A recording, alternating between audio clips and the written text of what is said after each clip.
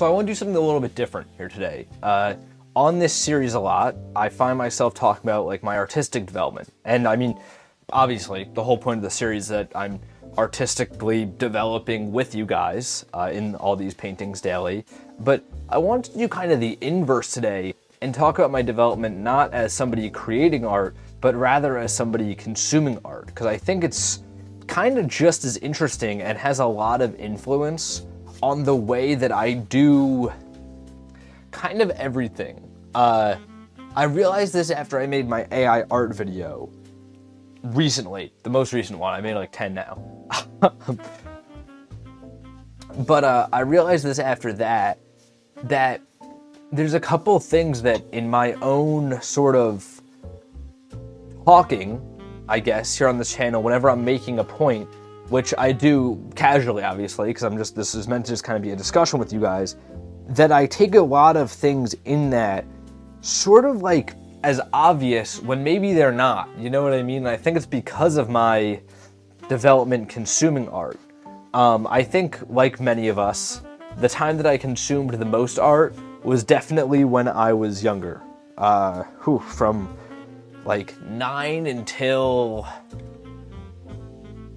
13, I watched everything. I mean, Doctor Who, Star Trek, like I would just pick a billion episode long show and just watch the whole thing, which is like crazy. And I remember it was because I was never athletic as a kid and all my friends were. So like, you know, when the weather got warmer and everyone would be outside like playing soccer, I would not like doing that. So like a loser, I'd go inside and watch Doctor Who. And, you know, I'd read comics and I would play with action figures. And honestly, I always hated that about myself, to be honest. Like, I always wish I was somebody who was more athletic or more traditionally like, yeah, let's go throw around the pigskin or whatever. But now that I'm here today, I'm so grateful that I was the way that I was, because it was in those days where I didn't even know what I was doing. You know, I was kind of just like looking for something to entertain myself while I was sitting inside. I honestly found like all my interests that I have now. And I mean, a ton of the people who I know that like were outside having the very traditional upbringing, and not there's anything wrong with that. I mean, I try to be more active now than I was back then. I don't want this to come off as if I'm poo-pooing that at all, but I'm very grateful because I am somebody with a ton of interest now, and it does keep me more entertained, whereas I know a lot of people who maybe didn't develop those interests when they were younger still haven't to this day, you know. Nothing wrong with that either, of course, but, you know, I think the crowd here could probably relate to that a little bit more. Relate to having a lot of interests, I mean. Anyway, side tangent, start the episode there. But since I was doing that so much, I like just consumed so much stuff. I mean, like, literally, you name it. I watched like all the old Marvel cartoons, the X-Men cartoons. I would read the X-Men comics. My first ever comic was a Moon Knight comic, I remember. Well, no, wait. It would have been when I was younger, my dad picked up for me Superior Spider-Man number 31. But my first comic that I read was the old Moon Knight, because I read that online. But my dad actually, at his job, was seated next to somebody like in the office or whatever. I don't even know where he was, who used to own a comic book store before the comic book crash in, I want to say 94. And because of that, he'd be like, oh, your kid likes comics. Does he want like this old thing I have? Do you want this poster? And that's where I got all my first stuff. Honestly, just the luckiest thing ever, I think now. So that's where I started consuming. And obviously when you're younger, you just consume anything. Like, you just kind of, like, anything people would put in front of you, I think you just watch and read, as you should. I mean, like, it'd be crazy if I was 10 going like, this is not highbrow enough for me. But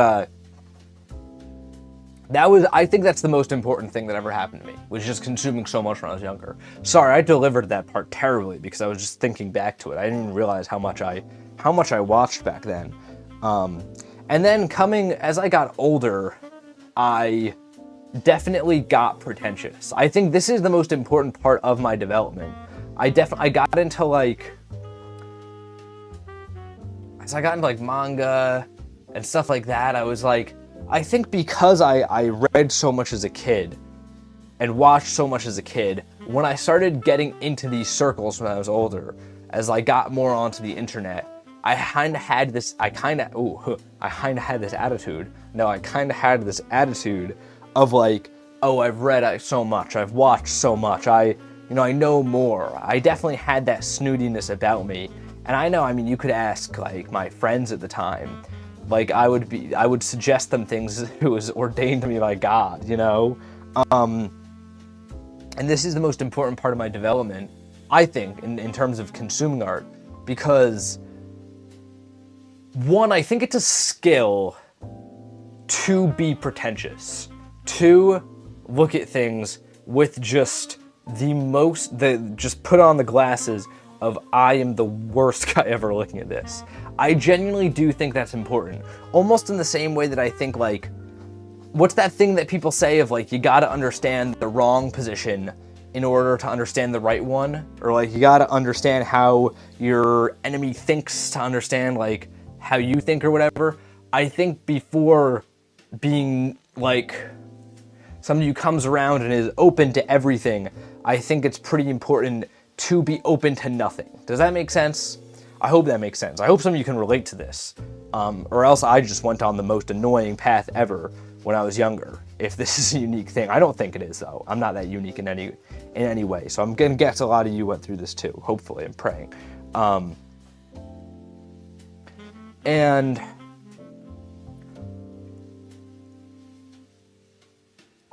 I don't remember when I started learning not to be pretentious. I think the most important thing during this time that led to this happening was that I wasn't trying to create anything, ever.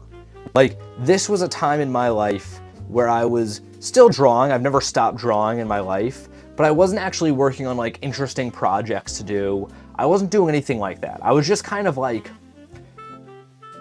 sort of doodling whenever I felt like it, but for the most part, just consuming art when I had time. It was also as I got kind of into my early teens, so I was getting busier, I was getting into high school, I did Model UN for a year before I got kicked out or whatever happened there. So like, I was a little busy, you know what I mean? So I think the time that I felt like all I had time to do was to consume things. So I was consuming so much that I think led to me being pretentious, because when I was younger, when I was a kid and I wasn't thinking about any of this stuff, and I was sitting in my room drawing my comics that I used to make, I would draw a comic and then I would open up my Infinity War comic and read it and go, wow, I wish I could do something like this, because I was making something and I was reading something. So I could contrast those two experiences next to each other. I just hit the mic, hopefully that didn't pick up. But I was contrasting those two experiences. But then as I got older and I was creating less because I didn't have as much time to, I'd only be drawing on the weekends. And during the week, I'd, be watching anime on the bus to school or whatever I would do, it kind of made me forget the contrast that once existed and led to me just sort of being like snooty, And I have a whole video about this specific experience on my main channel, but the moment where I kind of came to and realized like, oh, I have the complete wrong perspective on how all this stuff works, was when I finally sat down. This is coming into like late teens now. This would be late teens. It was my last YouTube channel before this one, which I've talked about to no end, I feel like, on Paint&Talk. When I was doing anime stuff or whatever, and I had felt I was like, okay, I used to draw so much, I want to make a comic and release it on Webtoon. And me being me, I couldn't just do that for fun. I was like, I'm going to study first. So I got Araki's book on manga. And the way that he laid everything out And the way that I got to see firsthand just how incredibly hard it is to actually apply these things and to actually create something worthwhile, worth reading, worth watching. Seeing that made me understand completely that there is no such thing as good or bad. That criticism and being pretentious and all that doesn't really... It has a place. I do think that as much as I don't agree with art criticism as a concept, I understand that I think it should exist because it's better when it does, you know? The Grammys are fun. You know what I mean? Like, do you get what I'm saying? Like, it's, I think it's important and it's nice that these things exist. But I also think if you're an artist who's going to create a ton of stuff, and I'm not even saying good stuff, just somebody who's gonna be willing to be a free-flowing person who will create for fun, I think it's extremely important to be able to look past any sort of subjective criticism and just look at objective, like, I am having fun with this, or I had fun reading this, or I understood this, I liked it, you know, that's the only thing that you can objectively say, is that you personally enjoyed something. And I think understanding that is a very important step in just an artist development, honestly, which I call it in my head being pretentiously unpretentious. I think that that's sort of a, you know, way to put it, I guess. Like nowadays, when I was in my pretentious or more pretentious phase, I would be like, oh my god, I can't believe I watched Doctor Who as a kid. Nowadays, I totally have the ability to be like, that was so fun, and I can watch it now, or I can listen to like a pop album now that a lot of music critics will be like, oh, this is basic, and I can enjoy that. You know, having that ability, one, there's just more joy in it. Like, it's not fun being pretentious. Two, it's, I think necessary to be able to understand and see everything as being what it is instead of what it should be. And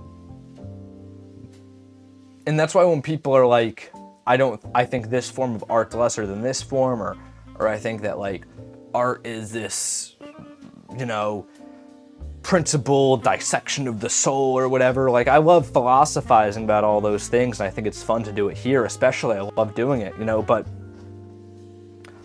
I think that when you don't remind yourself often enough just how fun all this is meant to be, and just, you know, all that you lose sight of the art aspect of things real quick. And I think if you are somebody who's like, if you're somebody who is genuinely sitting down and being like, that's bullshit, certain forms of art are better than other, there's high art, there's low art, there's highbrow art, there's meaningless, degenerate slop. If you're one of these people, I encourage you, try and seriously sit down and make something amazing.